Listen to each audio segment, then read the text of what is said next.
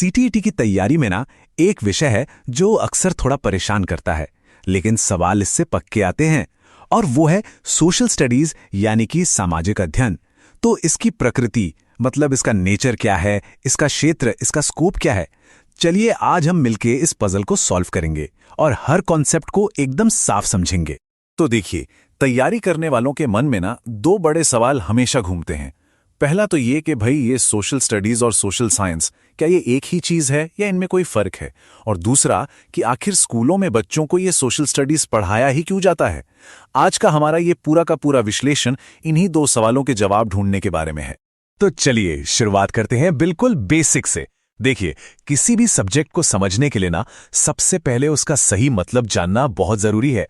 तो हमारा पहला पड़ाव है मीनिंग ऑफ सोशल स्टडीज, यानी सामाजिक अध्ययन का असली अर्थ क्या है। यहीं से हमारी समझ की नींव रखी जाएगी। तो आखिर है क्या ये सोशल स्टडीज? देखिए, इसको सिर्फ इतिहास की तारीखें या भूगोल के नक्शे रटना बिल्कुल मत समझिए। ये असल में एक ऐसा टूल है जो बच्चों को उनके चारों ओर की दुनिया से कनेक्ट करता है।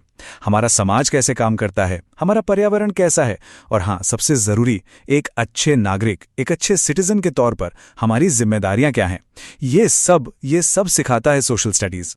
और अगर थोड़ा और गहरे लेवल पर जाके देखें ना, तो एक बड़ी ही कमाल की बात सामने आती है। सामाजिक अध्ययन असल में है समझ को समझना। मतलब सिर्फ फैक्ट्स रटना नहीं, बल्कि ये सोचना कि उन फैक्ट्स का हमारी अपनी जिंदगी से क्या कनेक्शन है। ये एक गहरी सोच को डेवलप करने वाला सब्जेक्ट है। और देखिए, इस बात को तो एनसीईआरटी भी कंफर्म करता है। सोशल स्टडीज का असली मकसद, इसका मेन एम सिर्फ अच्छे नंबर लाना नहीं है, बल्कि ऐसे नागरिक तैयार करना है जो जिम्मेदार हों, जागरूक हों और लोकतांत्रिक मूल्यों को समझते हों। सच कहें तो यही इस विषय की आत्मा है, इसकी सोल है। ओके, तो मीनिंग तो क्लियर हो गया, पर अब सवाल यह है कि भाई इसको पढ़ाते क्यों हैं, क्या गोल्स हैं इसके। चलिए अब देखते हैं इसके की ऑब्जेक्टिव्स, यानी कि मुख्य उद्देश्य।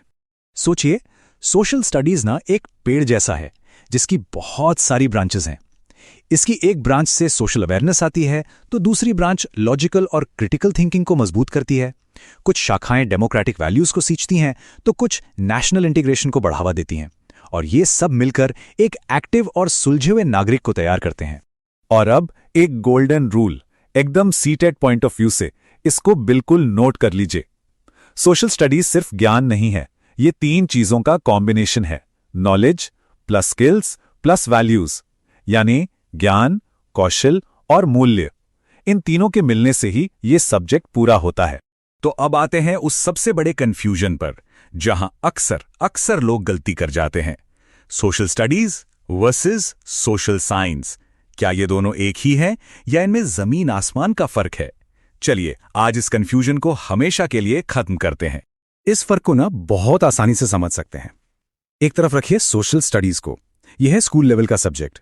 इसका तरीका है इंटीग्रेटेड, यानी इतिहास, भूगोल सबको मिलाकर बच्चे के नजरिए से पढ़ाया जाता है, और ये लाइफ ओरिएंटेड है।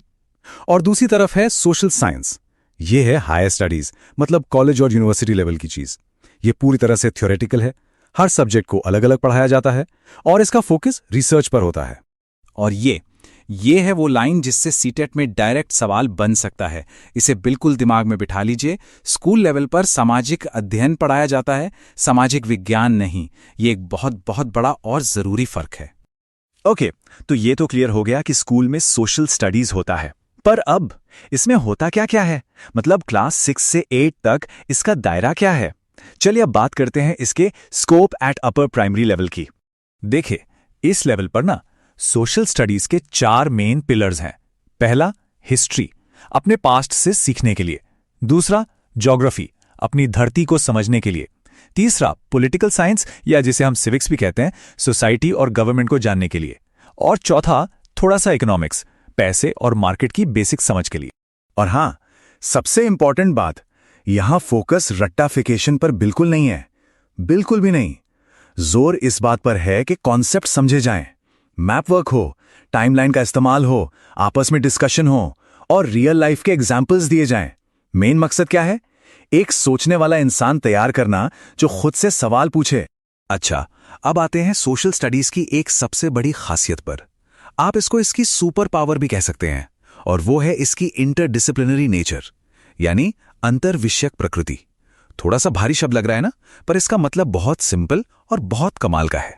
देखिए, इसका सीधा सा मतलब है कि ये सब्जेक्ट किसी एक बाउंड्री में बंधा हुआ नहीं है। ये अलग अलग सब्जेक्ट्स को जोड़कर एक पूरी पिक्चर दिखाता है।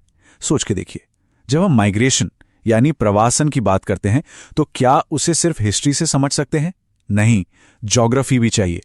जब पॉवर्टी यानी गरीबी की बात करते हैं तो इकोनॉमिक्स और सिविक्स दोनों लगते हैं।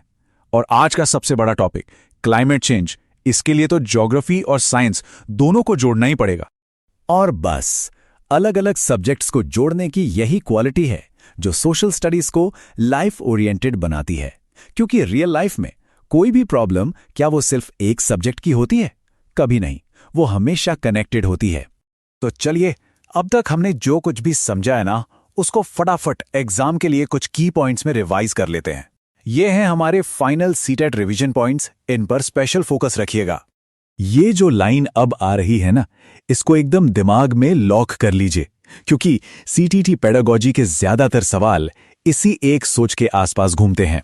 सोशल स्टडीज का मकसद सिर्फ इंफॉर्मेशन देना नहीं, बल्कि जिम्मेदार और लोकतांत्रिक नागरिक बनाना है। अगर इस लेंस से सोचेंगे ना, तो जवाब कभी गलत हो ही नहीं सकता। तो चलिए आखिरी वन लाइन रिवीजन करते हैं। रेडी? सोशल स्टडीज की नेचर, चाइल्ड सेंटर्ड, इंटीग्रेटेड और लाइफ ओरिएंटेड। इसका scope history, geography, civics, economics. और इसका एम सिटीजनशिप एजुकेशन, यानी एक बेहतर नागरिक बनाना। बस इतना ही है इसका पूरा सार। और जाते जाते एक सवाल छोड़ जाते हैं। एग्जाम्स तो आते जाते रहेंगे, पर सोचिए, एक टीचर के नाते इन सब प्रिंसिपल्स का इस्तेमाल हम अपने क्लासरूम में कैसे कर सकते हैं, ताकि हर बच्चे के लिए लर्निंग सच में लाइफ ओरिएंटेड बन जाए। इस पर सोचना जरूरी है। धन्यवाद।